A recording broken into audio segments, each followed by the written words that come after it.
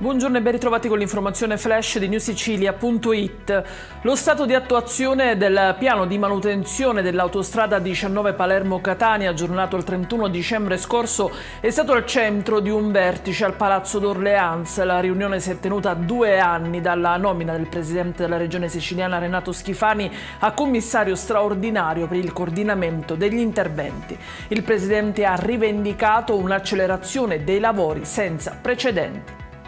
Scoperta una presunta frode fiscale nel mondo del calcio riconducibile a una società sportiva del nuovo circondario emolese. Le indagini si sono concentrate su alcuni crediti fiscali formalmente collegati al cosiddetto bonus facciate, disposto il sequestro preventivo di beni del valore di 160.000 euro situati anche in Sicilia.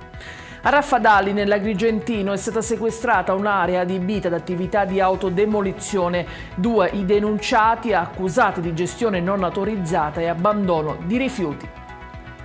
Sospesa per 30 giorni invece la licenza di un centro scommesse di Palermo che ha organizzato un concerto di un cantante neomelodico di Napoli in modo completamente abusivo. Per l'artista il questore ha anche disposto il foglio di via. In chiusura invece la situazione del lungomare di Fondachiello, con ancora tonnellate di detriti e una massiccia presenza di materiale legnoso secco a causa del ciclone Harry. Dal comune viene fatta una richiesta di interventi urgenti per rischio incendi e crolli strutturali. Ed è tutto per questa edizione. Vi ricordo come sempre che i dettagli su queste notizie e molte altre li trovate sul nostro sito e sui nostri canali social. Grazie per averci seguito e a stasera con nuovi aggiornamenti.